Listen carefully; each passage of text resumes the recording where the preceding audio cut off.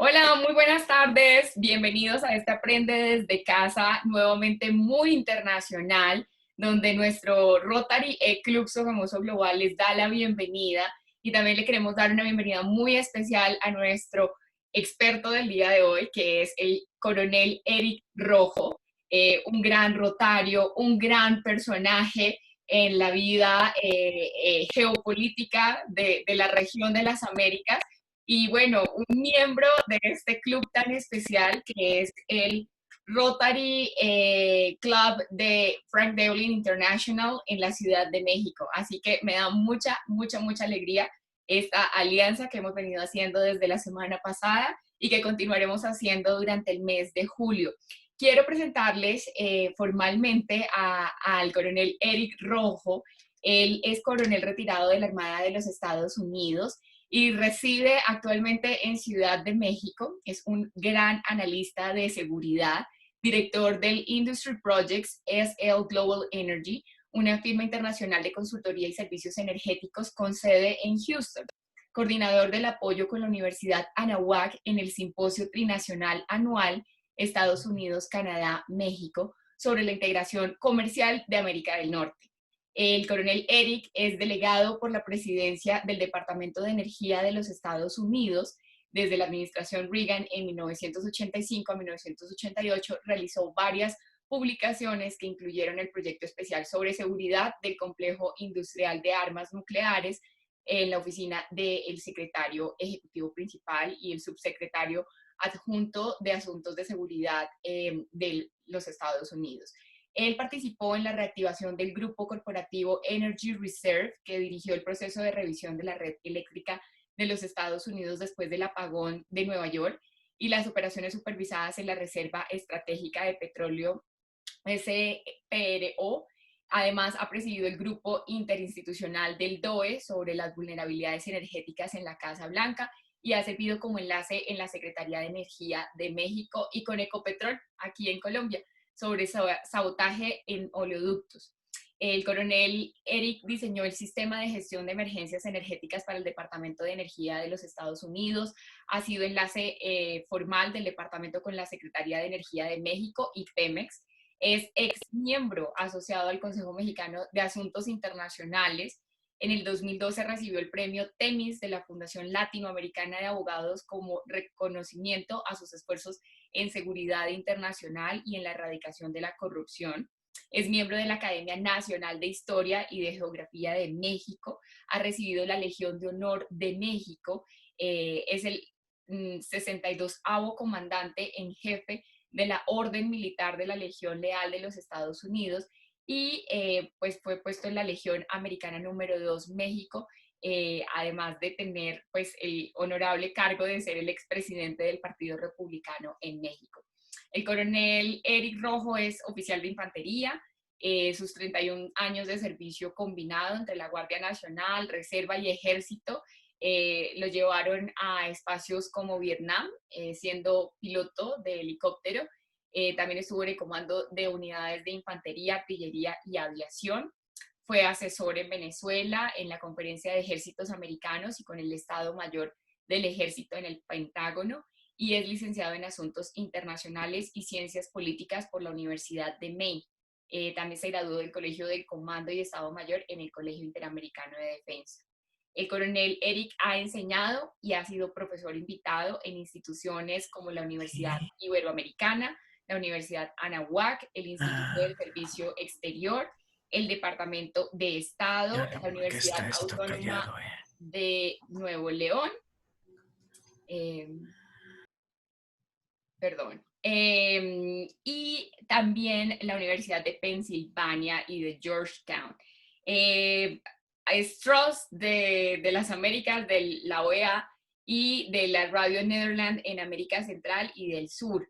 Y bueno, ha pertenecido a muchas otras instituciones académicas como asesor y también como profesor, incluyendo la Escuela Superior de Infantería en Venezuela, en la Universidad de Maine Orono y en la Academia Militar de Maine. Muchos medios de comunicación lo han recibido en sus salas de redacción y de análisis, sobre todo cuando hay que hablar de seguridad, terrorismo y política en el contexto de la región de las Américas.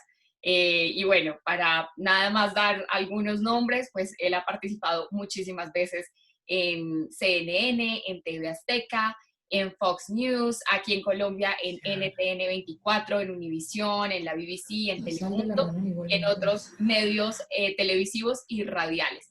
Así que, bueno, hoy de verdad es un lujo tenerte aquí, mi estimado Coronel Eric Rojo. Sé muy bienvenido y sean todos muy bienvenidos. A partir de este instante, la audiencia es tuya, Eric. Gracias, Shirley. Muy buenas tardes a todos.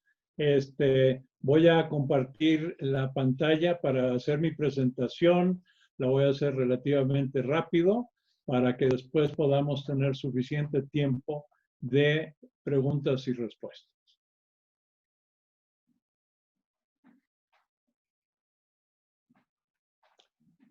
A ver, esta presentación se llama responder o reaccionar, que es una pregunta retórica. Las láminas que voy a hacer están enfocadas a hacernos preguntas a nosotros mismos y llegar a una conclusión. Muchas de las láminas representan proyectos que yo llevé en Estados Unidos, en diferentes entidades, son de experiencia, son de nuestra, pero hoy en día con el COVID-19 nos vemos con este letrero casi en todas partes. Y la idea es cómo pasamos de esto. Entonces, como decía, la plática es reaccionar o responder. Y vamos a llegar a la respuesta al final. Mi querido Eric, ¿aún no vemos tu pantalla? Ah, no, perdón, a ver, déjame regresar aquí.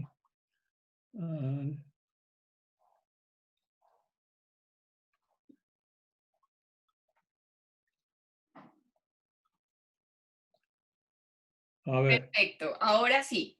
Te confirmo que ahora sí.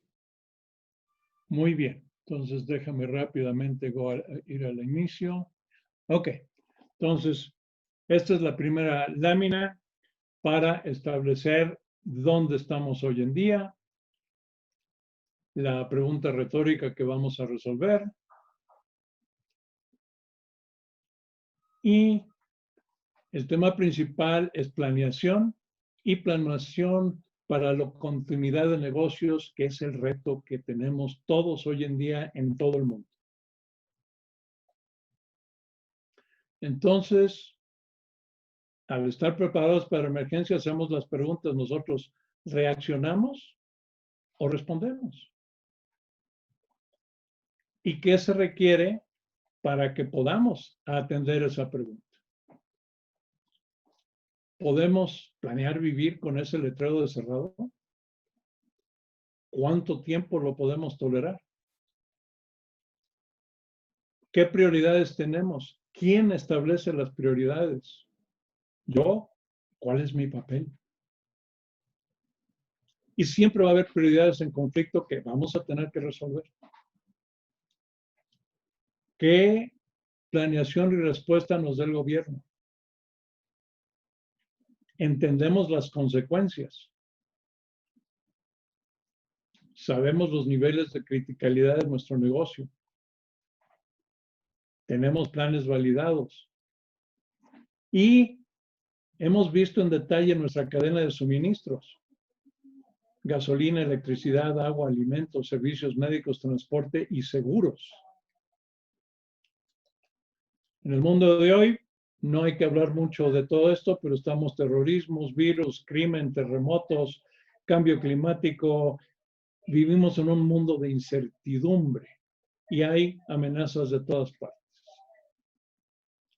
Entonces, lo que vamos a tratar hoy es la introducción al desarrollo de planes de continuidad de negocios y el proceso por los cuales las empresas aseguran poder mantener operaciones críticas cuando nos enfrentamos a situaciones adversas. Hablar de estrategias en relación a la administración de riesgos en relación a la continuidad de operaciones para minimizar el tiempo de recuperación y ofrecer elementos esenciales del concepto para desarrollar un plan de esta naturaleza. ¿Qué necesitamos? Hay que conceptualizar lo siguiente. Fiabilidad. Tenemos que tenerle confianza a todos con quien trabajamos, empezando con nosotros. Nuestros planes tienen que ser sustentables. Tenemos que entender la interdependencia porque no operamos en una isla desierta aislada. Tenemos que también tener interoperabilidad y lo más importante, cooperación entre todos los que tenemos que llevar a cabo nuestro sustento y nuestras operaciones. Identificar áreas críticas como personal. Los recursos humanos es lo más importante de todo negocio. Sin el recurso humano, ninguna empresa, ningún evento, ninguna actividad tiene éxito. Entonces, eso es lo más importante. Tenemos que atender a la seguridad de nuestros clientes y de nuestro personal. Nuestras bases de datos y sistemas de IT, hoy en día eso es hipercrítico, porque si perdemos eso, aunque el resto de nuestra empresa esté intacta, podemos colapsarnos completamente. Necesitamos la seguridad y confiabilidad de la cadena de suministros. Hoy en la mañana estuve en un webinar donde aquí en México el robo en carretera se ha incrementado increíblemente desde que empezó la pandemia. Necesitamos siempre asegurar que debemos poder apoyar a las familias de nuestro personal. Y algo que nunca nadie piensa, el papel de los seguros que debemos de tener para poder seguir funcionando y cumplir nuestras responsabilidades. Normalmente en la planeación, una empresa anticipa la pérdida de una oficina, de un lugar, pero nunca se planea para la pérdida de personal. Estamos preparados a perder electricidad por un día máximo, pero no por periodos prolongados. Y repetimos, los sistemas de TI son particularmente vulnerables. En una pandemia, parte de estas transparencias las preparé en 2005, cuando el presidente Bush pidió a un grupo de Homeland Security, del sector privado y abogados que viajáramos por todo el país para prepararnos a la pandemia del flu español, que sabemos que algún día va a regresar, no sabemos cuándo. Nada más que desafortunadamente en 15 años se nos olvidó las lecciones de aquella época. Pero tenemos que ver nuestros escenarios operacionales. ¿Qué porcentaje de la población productiva va a ser afectada e infectada? ¿Qué grupos de edad? ¿Cuál es la tasa de mortalidad? El ausentismo puede elevarse al 40% o más, y ahorita creo que ya no es cuestión teórica, es una realidad. Y la pandemia tiene en su ciclo potencial de durar 6 a 8 semanas o más, y aparentemente esta no leyó el libro y se va a ir más allá de 8 semanas. Y siempre corren en ciclos. Ahora que ya llegó una de las realidades de esta pandemia, esperamos la vacuna, pero ya no se va a ir. Como todos los otros bichos que nos molestan, van a regresar de vez en cuando. Y eventos de esta magnitud tienden a causar daños en muchos lugares. Y este es el mapa del mundo hace unos días, donde realmente pocos se han escapado de los efectos del COVID-19. Normalmente el personal de emergencia constantemente rebasa su capacidad básica. La coordinación lleva a nivel nacional. Y en la planeación es muy importante que hay recursos disponibles que si no planeamos no están a la vista de los que planean o los equipos de respuesta. Y muchas veces están a la vuelta de la esquina, pero no los vimos por una falta de planeación. Entonces hay que poner prioridades. Entonces los que toman decisiones necesitan definir los objetivos de seguridad y las acciones necesarias para limitar la severidad de las consecuencias no deseadas. Primero, la pérdida de vida humana. Cuando yo hice el estudio después del 11 de septiembre para el estado de Nueva York, el director de Homeland Security, cuando llegaba a su oficina a reportarle, me decía, Eric, primero hablemos de las vidas y ya después hablamos de lo demás. Y sí, es la prioridad principal para todos. ¿Qué impacto económico tiene? ¿Qué pérdida de capacidades vitales tenemos al resultado? ¿Tenemos continuidad y capacidad de recuperación? Entonces, tenemos que ver el proceso de administración de riesgos, que empieza con algo que nadie quiere hacer normalmente, que es un análisis de riesgo. Normalmente la gente dice, no lo necesito, no, me cuesta mucho dinero, no me importa, no lo hacemos. Pero sin el análisis de riesgos, nunca podemos hacer la administración de riesgos precisamente para evitar y prevenir riesgos y ya identificados, encontrar la manera de reducir. No siempre podemos eliminarlos, pero sí podemos tener un cierto control y entender las consecuencias para poder tener un plan de administración y siempre llegar al objetivo, que es continuidad de operaciones. Fundamentos de riesgo, tenemos 3 elementos básicos que tenemos que entender. La probabilidad del evento de acuerdo a quiénes somos y dónde estamos. Y tenemos un menú muy amplio. Tenemos que analizar las consecuencias de cada uno de los eventos y qué representa al valor intrínseco de quiénes somos nosotros. Y entender que no tenemos control sobre todas las cosas, pero por lo menos los tenemos que entender y saber cómo vamos a responder. Aquí hay otra lista, valores, riesgos, consecuencias, que es una lista que tenemos que hacer internamente según quién es cada uno de nosotros. Y el ciclo de administración de riesgos es algo que nunca termina. Hacemos el análisis, hacemos la administración de consecuencias, pero nuestras vidas cambian y cada vez que cambia algo necesitamos poner el análisis al día porque el análisis del año pasado probablemente no esté al 100% de hoy.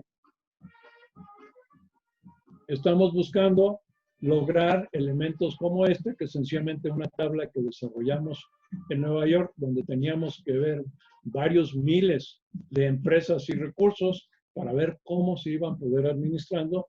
Y aparte, otra cosa importante, la administración de recursos.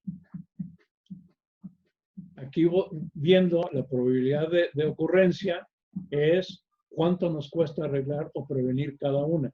Y ver qué recursos tenemos y dónde se van a poner. Y ahorita vamos a ver otra gráfica al respecto.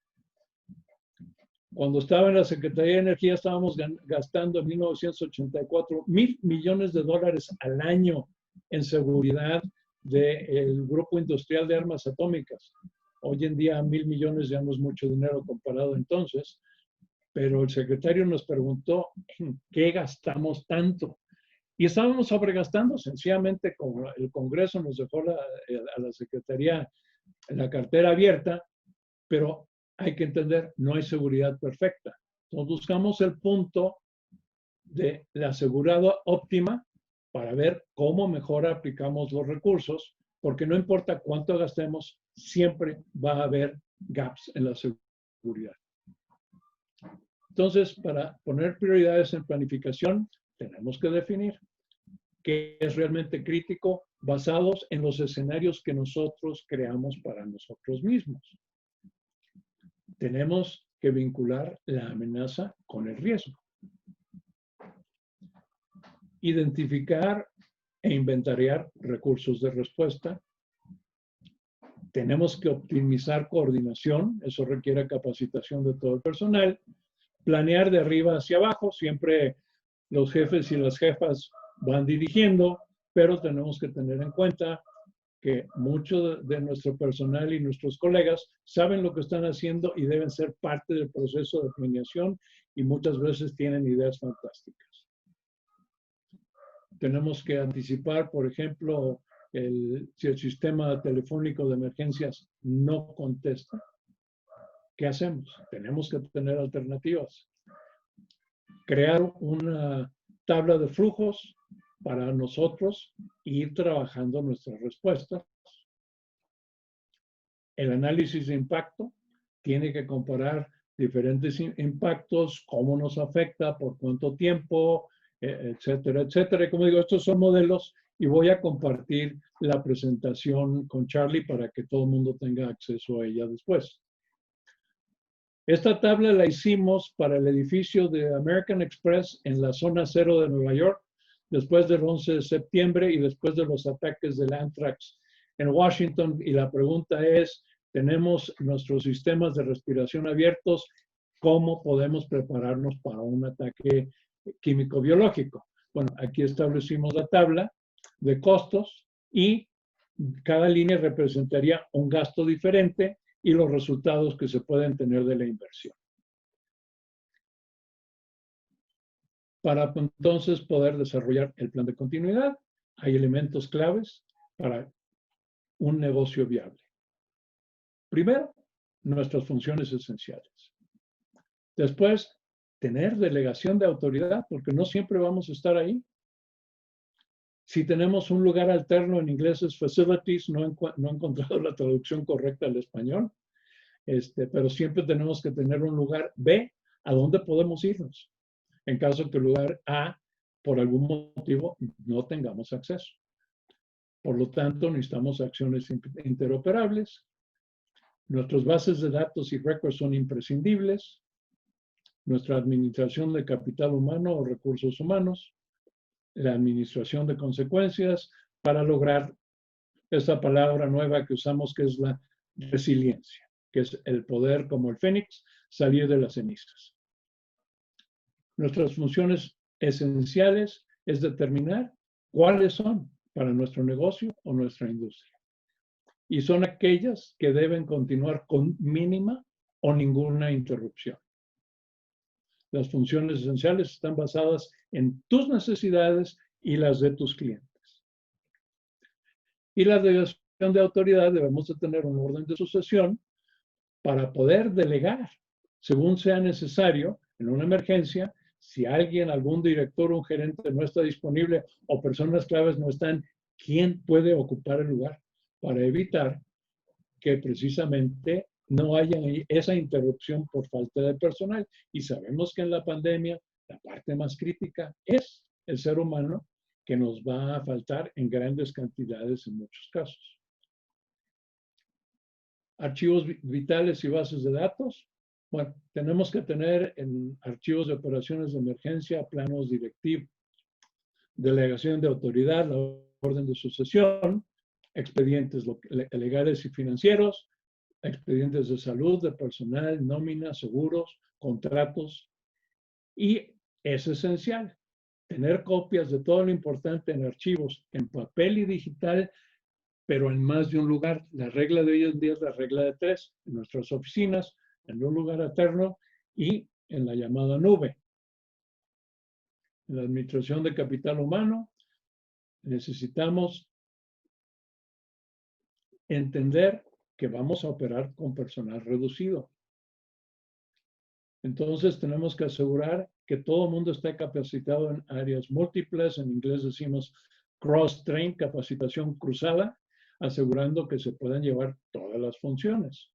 Y repetimos la necesidad de planear para emergencias familiares, porque muchas veces si el empleado no está enfermo, pero alguien de la familia está, de todas formas, si no hay apoyo, tenemos ausentismo.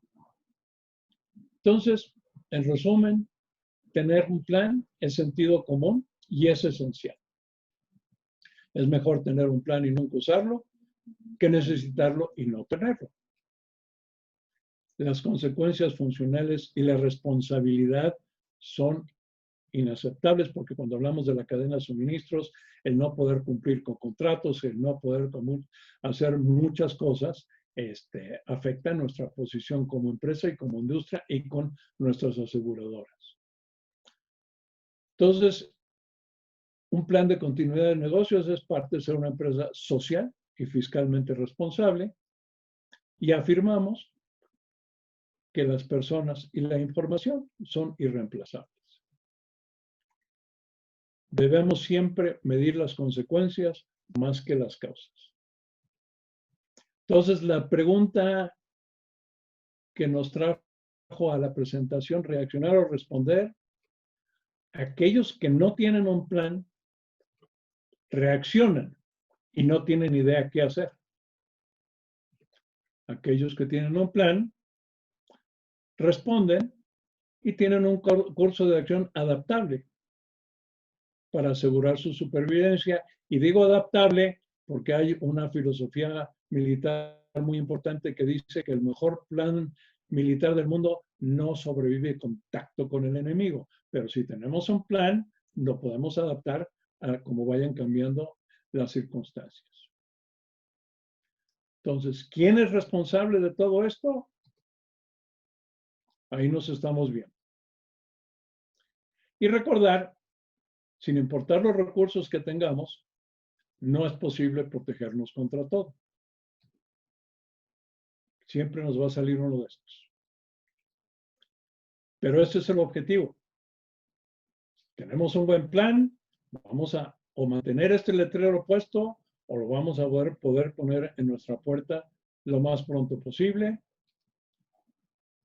Ahora le regreso control a Charlie y estoy listo a tomar sus preguntas y comentarios con todo gusto. Sí, no, me encantó sobre todo ese cierre, porque ahí no hay enemigo pequeño, escuché alguna vez, y a veces eso que pensamos es tan mínimo, ¿cómo puede ser posible? Es tan insignificante, pues mira, es lo que te pone de cabeza, y acá en Colombia decimos el coronavirus es invisible, y no nos esperábamos todo lo que nos ha traído, tanto bueno como malo.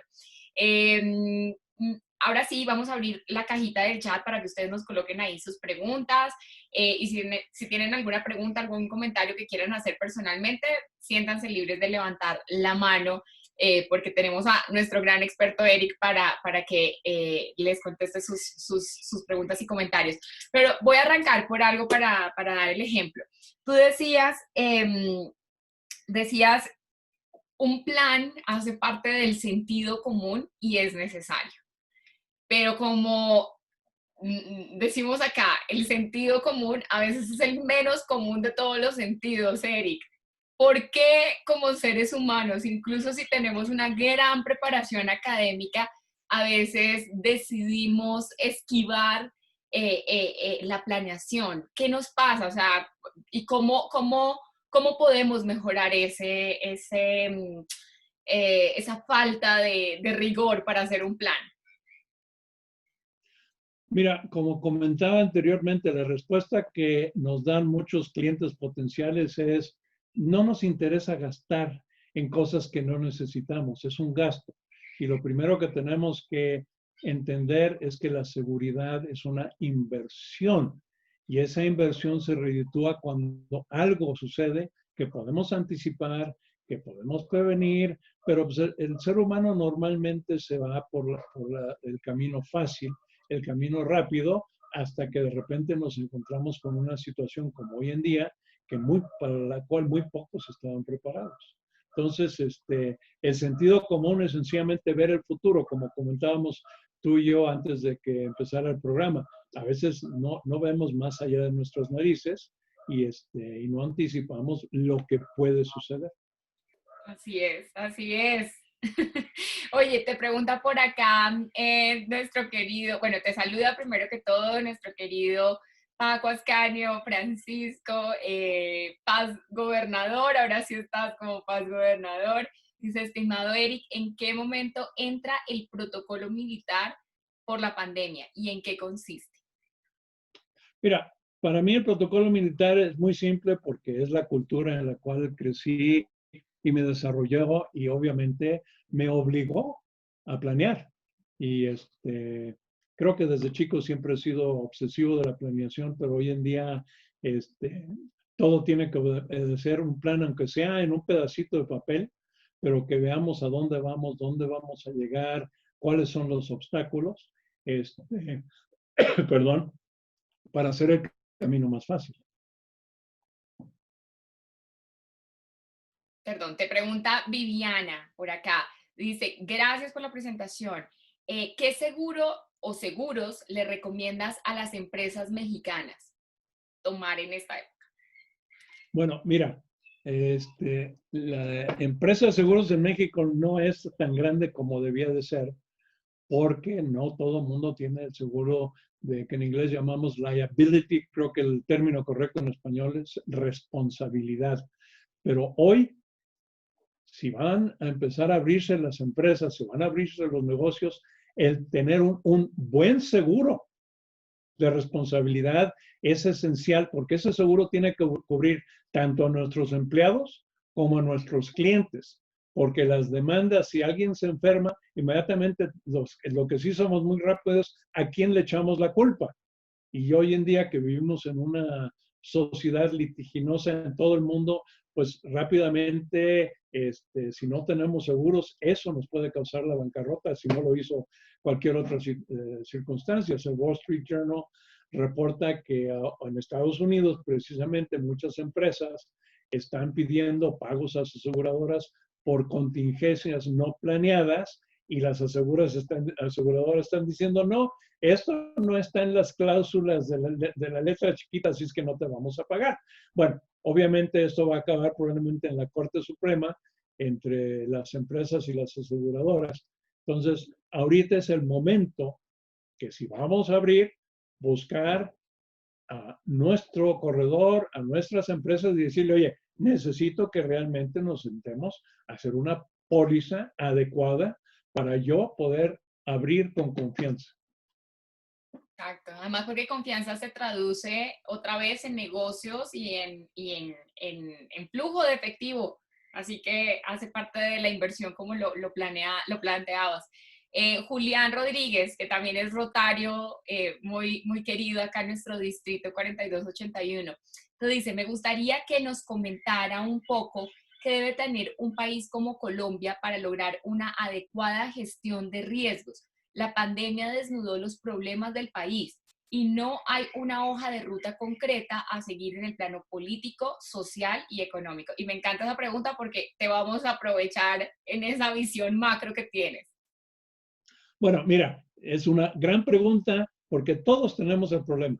Yo creo que muy pocos países han mantenido un cierto orden, un cierto control donde el contagio es mínimo. Pero aquí es donde mencionaba en una de las láminas, la cooperación. Tiene que haber un espíritu de cooperación entre el gobierno y el sector privado. Cuando lo hacemos de último minuto, digo, el gobierno son seres humanos que son electos en su mayoría, otros son de carrera y no siempre están preparados más que nosotros para estas situaciones. Por eso el presidente Bush en 2005 trató de que saliéramos a concientizar al país de lo que debemos de esperar de una pandemia. Entonces, la planeación va en un ciclo donde empezamos con el estudio de riesgos a nivel local, a nivel estatal, a nivel nacional, combinando los esfuerzos de todos, porque ni el gobierno tiene todos los recursos para una emergencia nacional, ni nosotros como empresas, pero unidos sí podemos lograr hacer una respuesta y tratar de protegernos de forma coordinada, porque vemos que hay gobiernos que una persona del gobierno dice una cosa, el otro lo contradice, la gente no sabe si va o si viene, unos abren, otros cierran, unos se protegen, otros no se protegen. Esa falta de coordinación no anticipada es lo que nos está causando problemas. Entonces, si aprendemos algo de esta pandemia, es precisamente esa cooperación integrada. Y acá te voy a poner una pregunta que ya le he hecho a otros expertos y es la importancia de entender que debemos fortalecer nuestra infraestructura científica y médica. ¿Cómo se relaciona la inversión en ciencia y el nivel de seguridad de un país? Bueno, esa siempre es muy importante, pero claro, la inversión en ciencia y me voy a ir al punto más básico, que es el punto de contacto, como decimos en Estados Unidos, donde la llanta toca el pavimento, que son los servicios médicos, los servicios de emergencia. Si no tenemos una buena capacidad y calidad médica por 100,000 habitantes para responder no solamente al día a día, pero a una emergencia que no sobrepase la capacidad, esa es la función más importante de todas las comunidades, de todos los gobiernos, porque la parte científica, pues espero que todos los países tenemos buenos científicos y se pongan ahí sí a competir entre sí a ver quién encuentra las respuestas más rápido. Ahorita la carrera es quién va a sacar la vacuna lo más rápidamente y efectivamente posible. Esa es una carrera correcta, pero el resto, lo que está bajo los científicos, que son los servicios de salud, deben estar vistos con prevención a emergencias, sin importar el nivel socioeconómico de la población. Correcto, además porque al virus no le importa si eres estrato 1 o estrato 7. Una persona que llegue y esté contagiando a, por ejemplo, madres de neonatos en un hospital, es un daño social muy grande que no distingue a veces las categorías que nos gusta pensar. Mira, te pregunta, bueno, Francisco te dice, excelente plática. Ariadna te pregunta, ¿cuál es el tipo de amenaza que se detecta con mayor frecuencia en una organización? ¿En qué fallan generalmente las organizaciones, Erika? Bueno, en términos generales, desafortunadamente, la amenaza más grande es alguien que está dentro de nuestra organización, lo que llamamos en inglés the insider. Aquella persona que por los motivos nefastos está enojado, nos odia o lo que sea, le va a hacer daño a la organización, porque ese es otro enemigo invisible. Al igual que el coronavirus es un enemigo invisible, el que está dentro de nuestra organización es el enemigo más peligroso porque nos va a golpear desde adentro. Entonces, si no tenemos un sistema que nos permita identificar el potencial de alguien nocivo, nos pueden pegar muy duro. Y creo que tenemos demasiadas historias de muchas empresas donde han tenido afectaciones gigantescas sin que nadie de fuera lo haga, o si es de fuera, es porque están coludidos con alguien de adentro. Es muy difícil penetrar a una empresa. Vamos a hablar de los robos en transportes.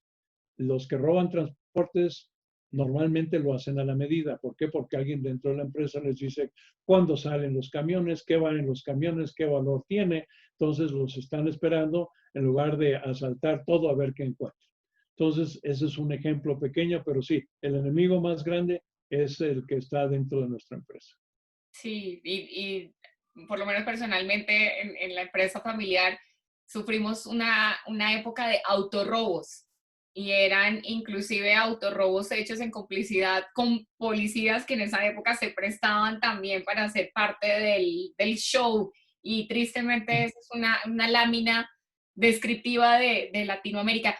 Pero entonces, ahondando un poquito en la pregunta de Ariadna, ¿qué estrategias sugieres? ¿Qué debemos hacer? ¿Cómo podríamos protegernos frente a ese enemigo interno? ¿Qué elementos debemos implementar?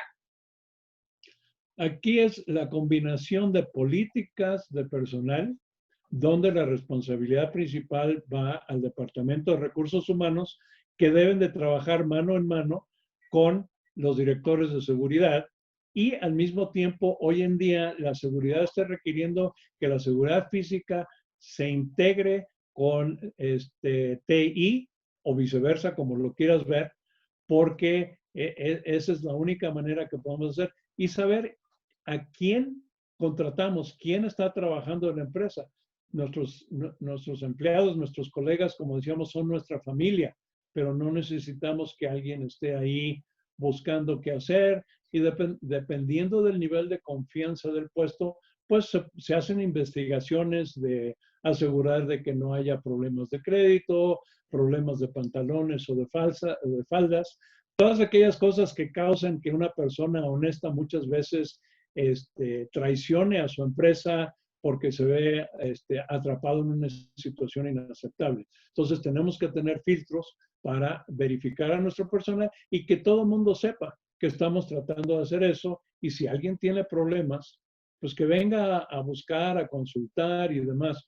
Ahora, el que se mete ahí a traicionar, bueno, es cuestión de crear filtros de los niveles de seguridad donde solamente X número de personas contadas tienen acceso a la información crítica o el dinero o los manifestos de transportes que se mandan por e-manifest. En fin, tenemos que crear nuestro propio sistema interno de seguridad. Oye, buenísimo. Gwen Reinhardt te dice, gracias Eric, espectacular presentación. Pero ahora, ya que esto no estaba dentro de nuestros planes, me imagino que es la pandemia, ¿qué hacemos con estos planes? Los que me imagino ya se habían construido antes. ¿Hasta qué grado se puede continuar con lo que ya se había planificado antes? ¿Y cuál debe ser la prioridad hoy en día en temas de seguridad? Bueno, los planes que teníamos antes deben de cambiar simple y sencillamente, como decíamos al final, los tenemos que adaptar a la realidad. Y a mí me gusta jugar con palabras, al igual que hago mi esfuerzo de la diferencia entre reaccionar y responder, porque normalmente se usan como sinónimos, yo estoy tratando de cambiar eso. También a mí me gusta trabajar con adaptar y adoptar, pero la adaptación es lo más importante, saber quiénes somos, a dónde vamos, qué nos está afectando y cómo vamos a adaptar nuestros planes para poder seguir adelante y no cancelar. Yo no veo muchos escenarios donde haya que haber una cancelación total, sino sencillamente cómo nos ajustamos. Pero por eso es bueno tener planes. Si tenemos planes, sabemos cómo ajustarnos. Si no tenemos planes, entonces sí decimos, oh my God, ¿y ahora qué hago? Oye, me gusta, me gusta. Y sí, hay que bailar con el cambio, nada más que hacer en estos tiempos. Salvador te dice, ¿qué tipo de preparación y restauración usted puede recomendar en el tema del medio ambiente, contaminación y cambio climático? Mira, es una pregunta muy buena y muy importante, porque el enfoque principal de la recuperación ahorita, después de, bueno, estamos durante, pero mientras nos vamos recuperando, es precisamente la saneación. Tenemos que tener lugares excesivamente bien limpios, desinfectados, nuestras personas, la protección, y es una buena oportunidad para que dejemos de tratar el planeta como un basurero. Entonces, poner orden en lo que usamos, en lo que consumimos, que las cosas se mantengan más limpias y cada poquito que hagamos que se reduzca la contaminación. Yo le compartí a los compañeros de Rotary hace como un mes un video donde ya hay tapabocas en el fondo del mar. Entonces, no hay responsabilidad, pero si no aprendemos a ser responsables nosotros mismos con las cosas que nos rodean, no vamos a resolver el problema. Ahorita tenemos la oportunidad, pero hay que tener disciplina, hay que tener educación y capacitación y concientizar. Digo, pues vemos, eso es una cosa constante. El hecho de que hayamos dado un curso de lo que sea hoy, no quiere decir que mañana ya no se nos olvidó. Exacto. Además que sí que falta en América Latina una conciencia de la sostenibilidad y del reciclaje. Y así como digo yo públicamente, no hay basura. O sea, todo recurso tiende a ser aprovechable si uno lo organiza y lo pone en el lugar o en la situación o en el grupo que debe aprovecharlo en una siguiente oportunidad. Y países como Japón, incluso como Estados Unidos, en muchos estados y muchos países europeos son gran ejemplo de esto, así que debemos tener un cambio allí. Me encanta eso porque nos estamos moviendo hacia lo global, Eric. Francisco te dice, Eric, ¿cómo consideras las medidas y estrategias de Putin en Rusia en relación con Estados Unidos y China? Bueno, mira, el incentivo más importante que tiene el ser humano muchas veces, tenga o no tenga una conciencia cívica, es económico. En el estado de México, cuando estaba yo en la universidad, teníamos el mal hábito aquí en México de aventar las cosas por la ventana y todas las carreteras estaban llenas de botellas, latas y demás. Entonces se hizo un plebiscito estatal y votamos para que se le pusiera un depósito a todos los contenedores de bebidas. Ya no hay basura en las carreteras, porque los que seguían tirando, que no les importaban los 5 o los 10 centavos, había gente, especialmente estudiantes en la universidad, que a veces entrábamos al centro y olían muy mal porque les decíamos buzos de basurero, donde se metían a sacar todas las botellas tiradas y demás, incluso con ello pagaban sus estudios universitarios. Entonces, si pudiésemos como sociedad ponerle un valor de depósito a todas las cosas que desechamos, alguien la va a recuperar y va a recuperar ese dinero, aunque a nosotros no nos interesen los 5 o los 10 centavos, a alguien sí. Entonces, si no es una conciencia cívica, es una conciencia práctica. Me encanta. Pero bueno, te voy a repetir la pregunta que había por acá sobre tu opinión acerca de las relaciones entre Rusia, Estados Unidos y China, y más en estos momentos de tensiones políticas. ¿Qué opinas al respecto? Bueno, mira, la relación siempre ha sido difícil cuando hay competencia comercial y la historia del mundo nos habla de esto. La situación rusa es relativamente fácil porque cuando se colapsó la Unión Soviética, pues Rusia, aunque sigue siendo un país del primer mundo, no tiene la capacidad ni económica ni militar de hacer una proyección de poder real. Pero eso sí, se pueden meter con espías electrónicos y con muchas cosas a tratar de arruinar elecciones, comercio, robarse información. El monstruo grande que nos enfrentamos ahorita es China, porque cuando cometimos el error de dejarlos entrar al World Trade Organization, ellos se aprovecharon. Cuando se firmó el Tratado de Libre Comercio de América del Norte, todo el mundo estaba dormido y en lugar de que las empresas tomaran la oportunidad en Canadá y Estados Unidos de venir a México con la productividad del mexicano con menores costos, les compraron el discurso a los chinos y hoy estamos pagando por eso, porque lo vimos con la crisis. Dependemos de China para todos los productos químicos. ¿Cómo es posible que nuestra seguridad nacional dependa de otro país, no importa quién sea, no importa qué tan amigo sea? Como se dice que dijo Churchill, los países no tienen amigos, tienen intereses. Entonces ahorita es una guerra de intereses entre Estados Unidos y China principalmente, pero el resto de América tenemos que ver cómo aprovechamos esta situación para estar generando nuestros propios productos, para invertir entre nosotros mismos. Y un problema que tiene Centro y América del Sur, no hay una interrelación de producción de decir, mira, tú produces esto, yo produzco esto, en lugar de competir, complementar las empresas y poder venderle a los que compran en grande, ya sea México, que es un país grande, Estados Unidos, Canadá, e igual a la Unión Europea.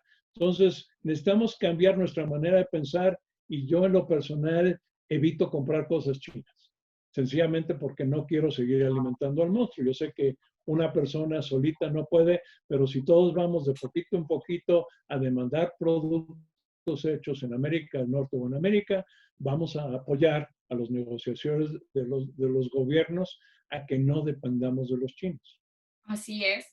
Y yo creo que nos hemos dado cuenta aquí en Colombia también de ese efecto pernicioso que ha tenido la dependencia hacia China y también el haberle dado tanto espacio para que China debajo de la mesa pusiera dinero y controlara redes de infraestructura y pues poco a poco también vaya influyendo en decisiones geopolíticas de la región. Y para no ir muy lejos, uno ve lo que está pasando en Venezuela y le da bastante susto. Y no me quiero salir de allí porque me parece que eres la persona perfecta para darnos una perspectiva de lo que está pasando hoy en día en Venezuela. Todos conocemos la crisis que ha provocado la dictadura y vemos que en estos momentos sigue sin resolverse la situación. ¿Hacia dónde va Venezuela y cuál es el efecto de una no solución sobre el futuro de la región, Erika? Mira, yo fui asesor militar en Venezuela. Yo ayudé a crear la reserva del ejército venezolano cuando Carlos Andrés Pérez era presidente. Y precisamente el comandante general quería tener una reserva como en el primer mundo de ciudadanos soldados. Incluso cuando Hugo Chávez trató de dar el golpe de Estado, fueron los soldados de reserva los que pararon el golpe. Claro, él cuando se hizo presidente legalmente, este, desbandó la reserva porque no los quería. Pero llegando al punto de hoy, mira, la intervención internacional, yo sé que Irán y Rusia y China están ayudando a Maduro porque les interesa que Estados Unidos tenga una chinche fastidiándonos. Pero voy a repetir lo que siempre he dicho. Estados Unidos no va a intervenir en los asuntos internos directos de Venezuela con actividades militares. Creo que ya aprendimos que es fácil ganar la guerra, pero no es fácil ganar la paz. Así es que los venezolanos tienen que llegar a un punto donde ya no aguantan y tienen que resolver el problema los mismos venezolanos. El bloqueo económico, si ahora ya van a parar los buques tanques con gasolina, que realmente es un chiste muy triste que Venezuela tenga que importar gasolina, para que el mismo pueblo venezolano lo resuelva. Claro, el problema con Maduro, siendo el tipo de persona que es y está enamoradísimo de vivir en Miraflores, siempre he dicho, él solamente va a salir de ahí pies primero, pero no con la intervención ni de Estados Unidos ni nadie fuera de Venezuela. Es asunto venezolano y los venezolanos tienen que encontrar la solución. Oye, y me preocupa una cosa, se estará cubanizando Venezuela y no solamente por estos intercambios comerciales y disque profesionales, sino mi pregunta va sobre todo en el sentido de que, o sea, la gente en Cuba se ha acomodado a vivir de una forma limitada durante todos estos años del embargo y bueno, y qué decir de las épocas más modernas. ¿Tú crees que ese cambio, ese despertar de los venezolanos todavía está vigente o están bajando los brazos y se están acomodando a, a, lo, a lo fastidioso que es la dictadura? Mira, el hambre no perdona. El problema es que siempre hay una oligarquía, al igual que la hay ahorita en Venezuela, de gente con mucho dinero, que han hecho mucho dinero gracias al régimen de Chávez y ellos lo están apoyando. El ejército que existía cuando yo fui asesor ya no existe. Como Chávez fue producto de la Academia Militar, él premió a todos sus colegas y compañeros y hoy son los generales que se están haciendo millonarios con tráfico de drogas, con muchas cosas. Entonces, la rama alta de las Fuerzas Armadas está totalmente con Maduro. Como alguna vez en la historia de México hay una historia que creo que es apócrifa, que alguien le vino a decirle al presidente que había una reunión de generales y el presidente dijo, no te preocupes, avísame cuando haya una reunión de capitanes. Ahí es donde va a estar el cambio del apoyo de las Fuerzas Armadas, pero eventualmente los cubanos es una isla privilegiada agriculturalmente, entonces, pues se ha podido sostener, claro, con ayuda de los chinos, de la Unión Soviética, porque Cuba siempre ha dependido de alguien para poder sobrevivir. Ahora les cuesta más trabajo, el presidente Obama abrió el turismo, lo cual no ayuda al embargo, pero aún así no pueden sobrevivir. Pero los cubanos que están vivos hoy en día no tienen memoria de lo que era la Cuba de antes de Fidel Castro. Los venezolanos sí. Entonces, si nos pasamos otros 50 años sin que nada cambie en Venezuela, va a estar en el mismo síndrome como zombie que Cuba, pero esperemos que ese no sea el caso. Sí, esperemos que no sea el caso porque realmente es dramático lo que vemos todos los días frente a los inmigrantes venezolanos. Colombia ha recibido casi 2 millones de personas en los últimos años y personas que incluso, o sea, en esta época han tenido que devolverse a Venezuela porque las cosas también están duras acá y van a seguir duras por lo menos los siguientes 2 años. Entonces sí, el tema de Venezuela es una exportación de tensiones para toda la región. Me devuelvo a temas rotarios que te piden por acá, Eric. Ariadna te dice, como clubes rotarios, ¿qué herramientas podemos usar para darle mayor seguridad a nuestros miembros en esta época? Bueno, creo que estos cursos de Aprende en tu casa son muy importantes. Seguir buscando temas que son esenciales, tanto cómo sobrevivir mejor el encierro, cómo tener mejores relaciones. Desafortunadamente, en algunas situaciones hay problemas domésticos. Entonces, hay que empezar, como tenía yo en una de las láminas, con el yo. La caridad empieza en casa, entonces debemos apoyarnos a nosotros mismos para desarrollarnos, apoyarnos y de ahí ir extendiendo el círculo de apoyo y responsabilidad para poder salir de esto con éxito. Claro que sí, y valga la resaltación acá del programa que se inició con nuestro querido Francisco de la consultora Rotary, que muy bien ha hecho el Distrito 4170, porque acá inclusive hemos aprovechado los expertos. El lunes estaba Liliana de los Cobos hablándonos precisamente de estrategias para vencer la depresión en esta época. Salvador Rico te saluda y te agradece por tu respuesta en relación al medio ambiente, la contaminación y el cambio climático. Él está en California, en el distrito 5130. Entonces, te saludamos de vuelta también, Salvador. Y bueno, Julián te dice por acá, ¿cómo fortalecer las capacidades y aplicar correctamente la gestión de riesgos en los países de América Latina? Vemos que Europa pudo salir adelante ante la pandemia. ¿Qué lecciones podemos acoger al respecto para traer a nuestros países? ¿Qué opinas, Eric? Bueno, mira, Europa creo que nos dio una serie de buenos y malos ejemplos, pero pues siendo un continente mucho más viejo, con gobiernos que datan siglos como Francia, Alemania, el Reino Unido, pues tienen una mejor coordinación entre gobierno y sector privado. Entonces vuelvo a hacer el énfasis, que como sociedad tenemos que participar. El problema que tenemos en América Latina en general es que estamos acostumbrados desde la colonia a tener gobiernos paternalistas. Entonces esperamos que el gobierno tenga todas las respuestas, el gobierno sepa todo, el gobierno haga todo y si no lo hace, le criticamos, los golpeamos, pero volvemos a yo. ¿Cuál es mi papel?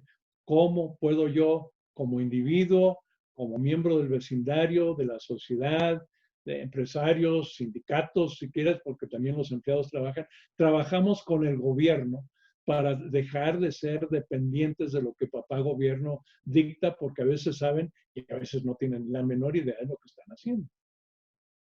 Oye, y ya para despedirnos, mi querido Eric, mucha curiosidad tengo sobre esto. ¿Qué lee un líder como tú en estas épocas y qué nos recomiendas leer o visitar o analizar para no bajar la moral y todo lo contrario, seguir adelante? Mira, interesantemente, obviamente, leo 4 periódicos diarios de Estados Unidos. Mi periódico principal, que lo considero el más ecuánime, es el Wall Street Journal.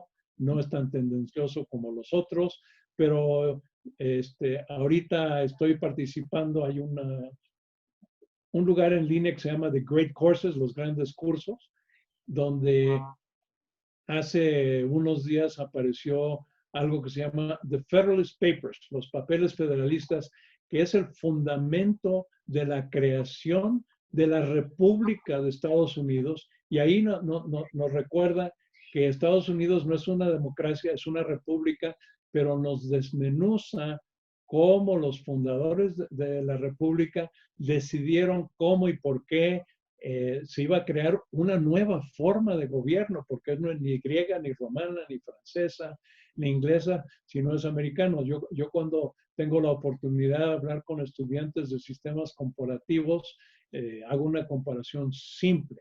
En Estados Unidos, la independencia se llama la revolución porque Estados Unidos creó un nuevo sistema de gobierno que está fundamentado en el individuo y por eso la Constitución dice we the people, nosotros el pueblo.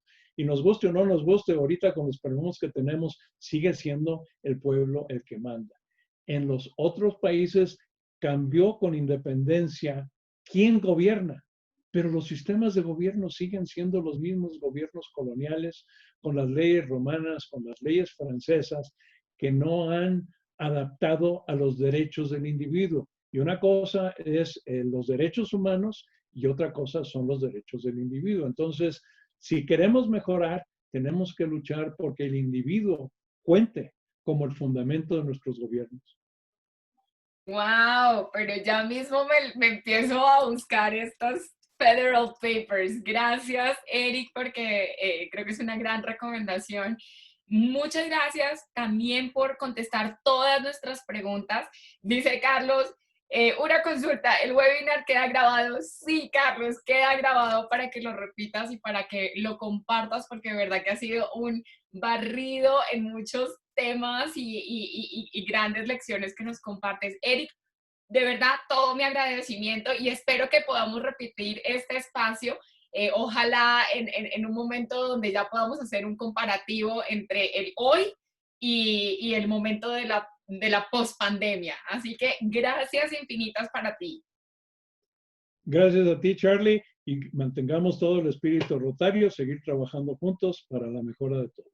Claro que sí, claro que sí. Te mando un gran abrazo desde Colombia. Espero que nos veamos personalmente pronto y abrazos también a todos nuestros amigos del Frank Dowling International Rotary Club en Ciudad de México y también a todos los que se conectan. Hoy he visto gente en Argentina, en México, en Colombia, en Estados Unidos, así que gracias, un abrazo gigante para ustedes. Nos vemos mañana. Mañana va a hablar una oradora en la que yo creo mucho, mí misma. Mañana les voy a dar... Sí, mañana les voy a dar mis 10 claves creativas para crear un mundo post-COVID. No sé si ustedes las vayan a necesitar o no, pero estas claves vienen del análisis de la historia, de lo que ocurrió hace unos siglos con la peste negra y de cómo creo yo que estamos preparados para un nuevo momento de renacimiento global. Así que los espero el día de mañana y me encantará contestar sus preguntas y comentarios. Así que les mando un gran abrazo digital y no se dejen robar la sonrisa por el coronavirus. ¡Chao! Gracias, gracias, Charlie. Chao, gracias, Eric. Chao, güey, Francisco, todos. Muchas gracias a todos. Saludos. Saludos, mi gober. Saludos, Eric. Saludos, Salvador. Chao, Salvador. Nos compartes la conexión para la presentación de mañana, por favor. Claro, es el mismo enlace. Se pueden unir por el mismo enlace. Excelente. Sí, excelente. Un abrazo. Gracias, abrazo. Excelente. Chao. Bye.